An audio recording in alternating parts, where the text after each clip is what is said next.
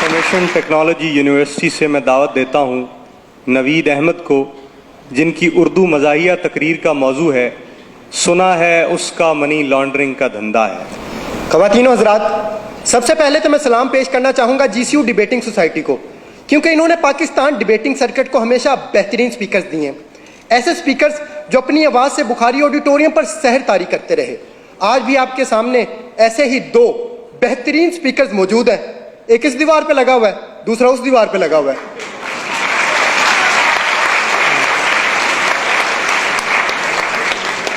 सदर आला वकार, पाकिस्तान में तो हर सियासतदान का मनी लॉन्ड्रिंग का धंधा है, इसलिए मेरी ख्वाहिश थी कि मैं सियासतदान बनूं ताकि इस मनी लॉन्ड्रिंग को खत्म कर सकूं। इसलिए मैंने सियासत के मैदान में कदम रखा, फिसल गया। मैंने फिर सियासत के मैदान में कदम रखा, फिसल गया। फिर मुझे एक बाबा जी ने कहा कि सियासत के मैदान में सिर्फ वो नहीं फिसलता जिसने बूट पहने हुए हो।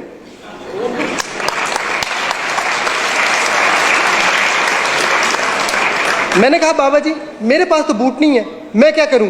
कहने लगे आपने घबराना नहीं है, तुम बूट पॉलिश कर लिया करो।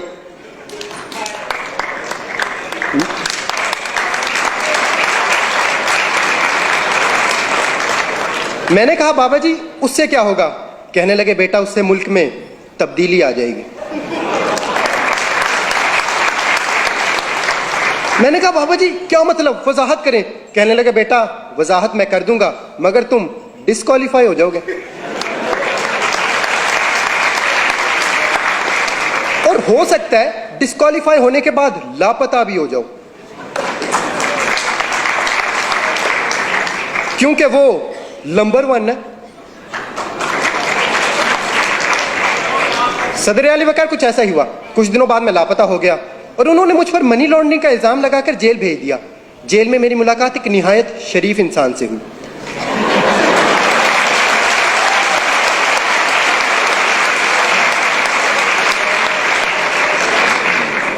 वो बहुत दरवेश इंसान थे। खाना खाते वक्त एक निवाला खाते, एक दीवार को लगाते, फिर एक निवाला खाते, एक दीवार को लगाते। मैंने उनसे पूछा ये आप क्या कर रहे हैं? कहने लगे खाता हूं, लगाता भी तो हूं।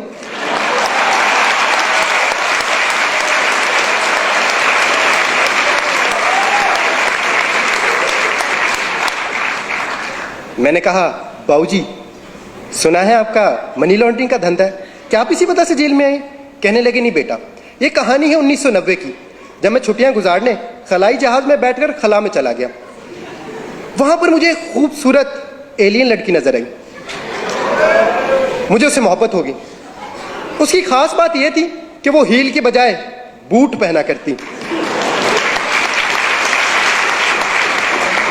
और मैं पॉलिश किया करता। उसके पास गैबी ताकतें थी, वो बंदे गायब कर देती थी। वो बंदे ऐसे गायब करती थी जैसे GCU वालों ने कफील राना को गायब किया।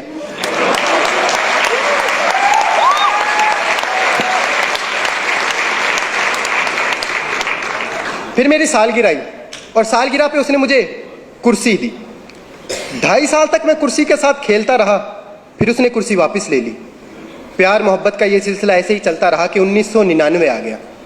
इस मर्तबा उसकी सालगिरह आई और तोहफे में मैंने उसे बिल्ला दिया, जो डरता वरता किसी से नहीं था। फिर मैंने उसे कहा चलो आओ कोई धंधा शुरू करते हैं। कहने लगी पहले मेरे एक सवाल का जवाब दो, अगर एक लड़की गाड़ी में बैठी हो तो उसे क्या कहेंगे? मैंने कहा गर्ल कार। कहने लगी नहीं कार गर्ल। मैं कहनी गर्ल कार। फिर इसी कारगिल के इशू पे हमारी लड़ाई होगी।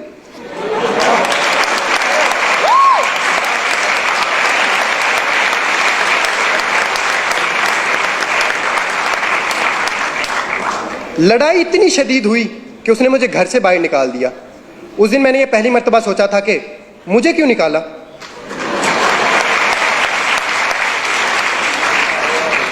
फिर वो 5 साल तक शुजात के साथ साइकिल चलाती रही।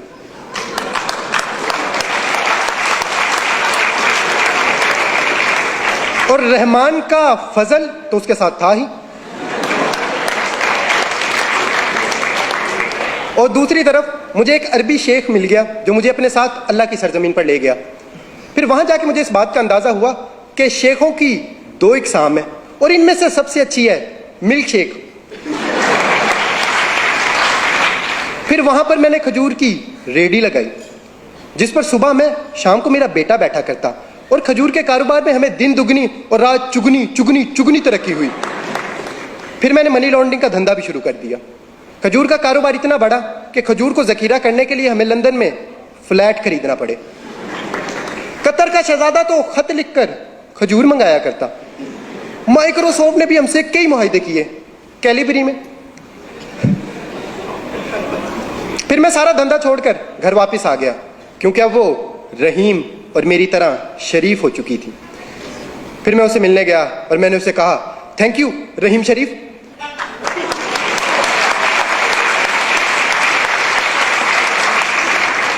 फिर एक दिन हम दोनों वोट डालने पोलिंग स्टेशन गए। वो अपना वोट डाल रही थी कि वोट जमीन पर गिर गया। यह देखकर मुझे बहुत बुरा लगा और मैंने उसे कहा, वोट को इज्जत दो।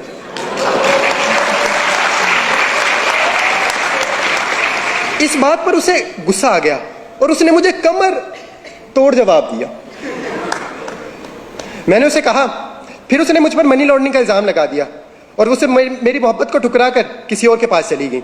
मैंने कहा, बाबूजी आप उससे इतनी मोहब्बत करते थे, उसके लिए मनी लॉन्ड्रिंग छोड़ देते।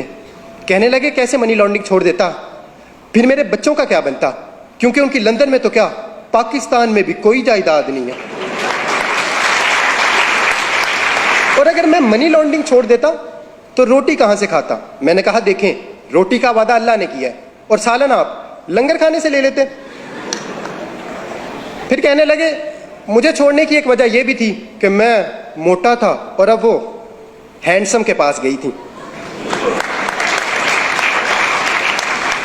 फिर मैं हैंडसम से मिलने बनी गाला मैरिज ब्यूरो गया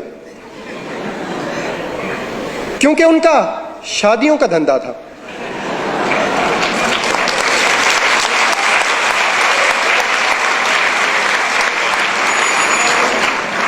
मैंने उनसे पूछा कि एलियन लड़की को आपसे मोहब्बत कैसे हुई।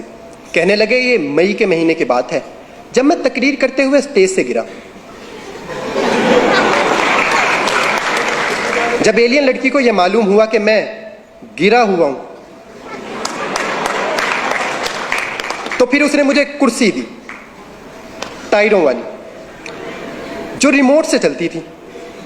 मगर पता नहीं क्यों रिमोट नहीं दिया।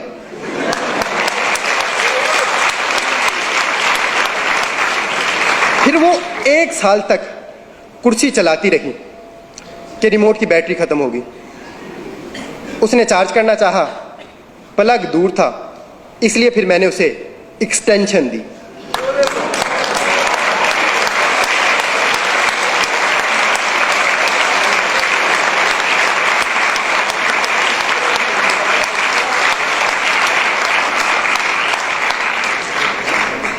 तीन प्लगों वाली।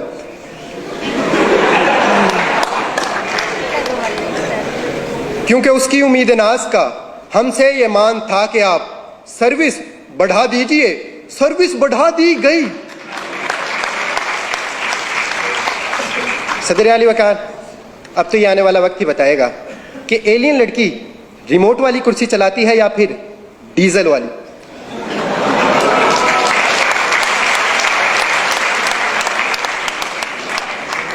मगर मैं इस तमाम कहानी के बाद अब सियासतदान नहीं बनना चाहता, क्योंकि हमारे हुक्मरानी सियासतदानों की नहीं बल्कि एलियन लड़की की है।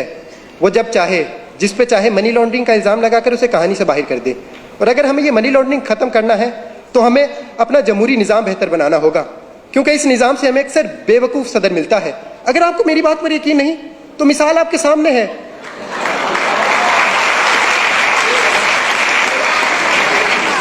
अमरीकी सदर की। शुक्रिया। इस साल बेहतरीन उर्दू मुक़र्रिर का एजाज़ हासिल किया IT यूनिवर्सिटी लाहौर से नवीद अहमद ने।